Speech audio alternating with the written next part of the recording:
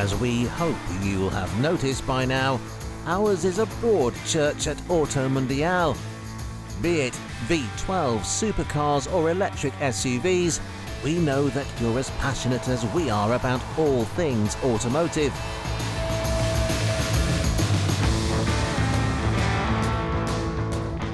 Every now and then, though, we come across something that really gets our blood pumping. A car that stands out above the rest.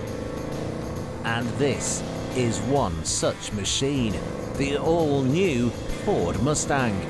It's certainly not every day we get to say that, so let's take a moment and drink it in. Recently revealed in Detroit, the new Mustang has a long and storied legacy to maintain, especially as we head into an age of electrification.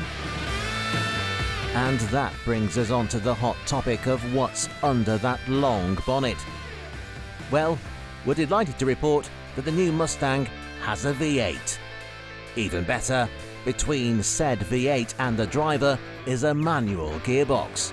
It seems then that not all hope is lost for the devout petrolheads. Details on the figures produced by the engine remain under wraps for now, but we can tell you it's still a 5-litre, so we can expect upwards of 450 horsepower that you get in the outgoing car.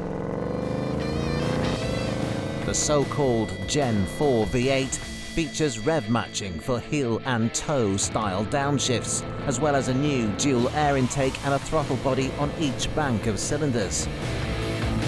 If the 6-speed manual isn't to your taste, there will also be a 10-speed auto on offer, with both gearboxes sending power to the rear wheels.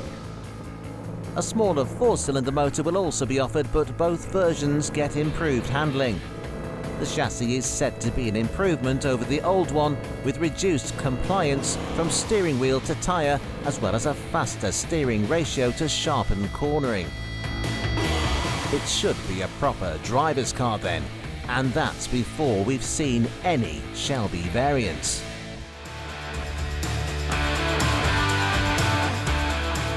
On the styling front, the 2024 Mustang is a clear evolution of what's come before. Proportionately, it's similar to the current model, but with sharper lines and a bigger front grille, it looks much more modern. It's clearly still a Mustang, but one that isn't as caught up in harking back to the 60s and 70s. It looks more aggressive, with vents on the bonnet and massive 19-inch wheels hiding some new Brembo brakes. At the back, the signature 3-bar tail lights have been remodeled, while 4 big exhaust tips poke out of the rear diffuser. It looks fantastic, and it's a similar story inside, where we find an all-new cabin. The biggest talking point of the interior is the screens.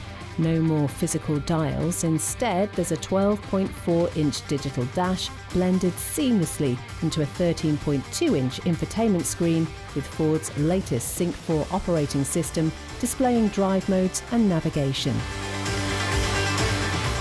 Worryingly, many of the physical controls have been moved to the screen, but this does create a pleasingly clean dashboard and center console, even if it doesn't look quite as up-to-date as rivals from Europe.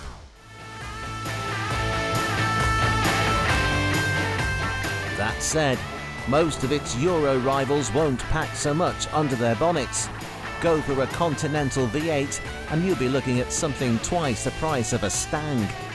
Z4s, basic Caymans and fast TTs all make do with fewer cylinders, and if the current Mustang is anything to go by, they're the cars it'll be priced against. Over in the States too, the Mustang is now in a class of its own. Dodge is killing off the Challenger at the end of next year, while the Chevy Camaro is really starting to feel its age. The Ford Mustang looks set to be one of the most exciting new releases of next year, and one of the last ever V8-powered manual coupes.